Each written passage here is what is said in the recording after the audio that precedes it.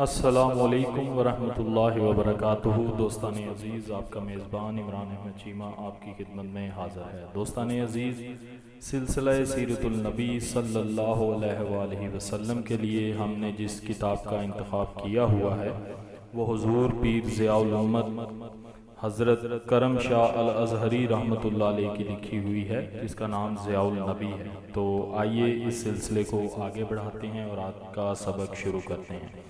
بسم اللہ الرحمن الرحیم۔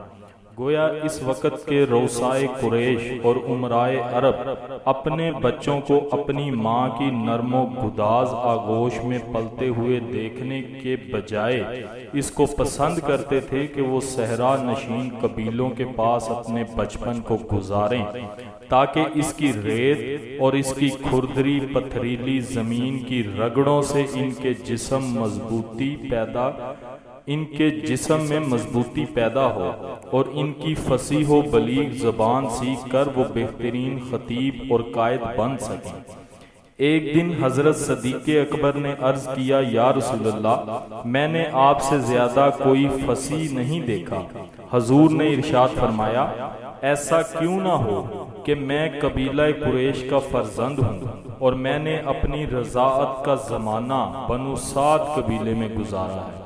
مختلف قبائل کی خواتین خاص موسموں میں مکہ آیا کرتی تاکہ متمول لوگوں کے بچوں کو لے جائیں اور ان کو دودھ پلائیں اور ان کی پرورش کریں، اور جب مدت رضاعت ختم ہو تو ان کے والدین انہیں گراں قدر عطیات اور انعامات دے کر شاد کام کریں۔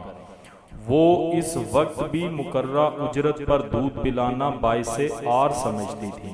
ان کے ہاں یہ مقولہ تھا، آزاد عورت اپنے پستانوں کے ذریعے رزق نہیں کماتی، لیکن بطور انعام اور عطیہ اگر کوئی باپ اپنے بیٹے کی دودھ پلانے والی کو کچھ دے دیتا تو وہ اسے بخوشی قبول کر لیتی۔ حضرت عبد المطلب بھی اسی مرضیہ کی تلاش میں تھے تاکہ وہ اپنے جلیل القدر پوتے کو اس کے حوالے کر سکیں۔ صحرا کی کھلی فضا اور پاکیزہ ہوا میں وہ اس کی پرورش بھی کریں اور جوہر فصاحت کو بھی آب و تاب بخشیں۔ اسی اثناء میں بنو سعد کی چند خواتین بچے لینے کی غرض سے مکہ آئیں۔ بنو سعد کا قبیلہ بنو حوازن کی ایک شاخ تھا جو اپنی عربیت اور فصاحت میں اپنا جواب نہیں رکھتا تھا۔ ان خواتین میں حلیمہ سعدیہ بھی تھی جو اپنے خاوند حارث بن عبد العزا کے ساتھ اس مقصد کے لیے مکہ آئی تھی۔ حضرت سعدیہ خود سارا حال بیان کرتی ہیں، آپ ان کی زبان سے سنیے۔ فرماتی ہیں، یہ سال قحط اور خشک سالی کا سال تھا، ہمارے پاس کچھ باقی نہ رہا تھا جس پر گزر اوقات کر سکیں۔ میں ایک سبزی مائل رنگ والی گدی پر سوار ہو کر اپنے قبیلے کے ساتھ نکلی۔ ہمارے ساتھ ایک بوڑھی اونٹنی بھی تھی جس کی کھیری میں دودھ کا ایک قطرہ تک نہ تھا۔ میرا بچہ بھوک کی وجہ سے ساری رات روتا رہتا اور ہمیں ایک پل کے لیے بھی سونا نصیب نہ ہوتا۔ نہ میری چھاتیوں میں اتنا دودھ تھا جس سے وہ سیر ہو سکے، نہ ہماری اونٹنی کی کھیری میں دودھ تھا جو ہم اس کو پلا سکتے۔ ہم اس امید پر جی رہے تھے کہ اللہ تعالیٰ احسان فرمائے گا، بارش برسے گی اور خوشحالی کا زمانہ پھر لوٹ آئے گا۔ میں اس گدی پر سوار ہو کر اس قافلے کے ساتھ روانہ ہوئی۔ مارے بھوک کے وہ قدم بھی نہیں اٹھا سکتی تھی، اس کی وجہ سے سارا قافلہ مصیبت میں تھا۔ نہ ہمیں چھوڑ کر وہ آگے جا سکتے تھے اور نہ یہ لاغر گدی چلنے کا نام لیتی تھی۔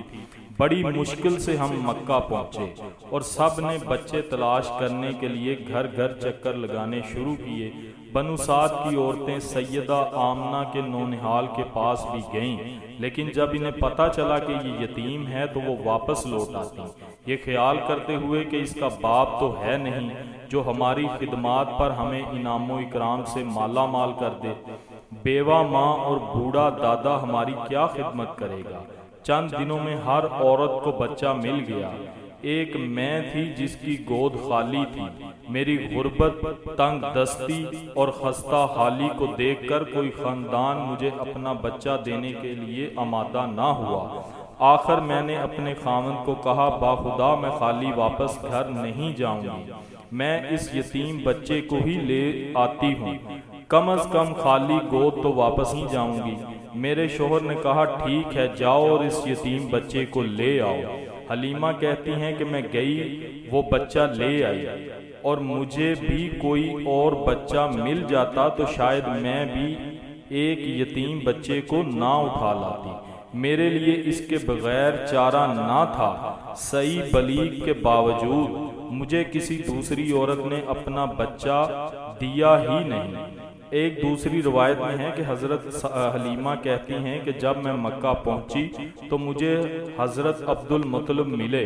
انہوں نے پوچھا تم کون ہو؟ میں نے کہا میں بنو سعد کی ایک خاتون ہوں۔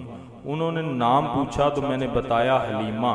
یہ سن کر حضرت عبد المطلب فرط مسرت سے مسکرانے لگے اور فرمایا واہ واہ، سعد اور حلم، کیا کہنا، یہ وہ دو خوبیاں ہیں جن میں زمانے بھر کی بھلائی ہے اور ابدی عزت ہے۔ پھر فرمایا میرے ہاں ایک یتیم بچہ ہے، کسی نے اس کے یتیم ہونے کی وجہ سے اسے قبول نہیں کیا۔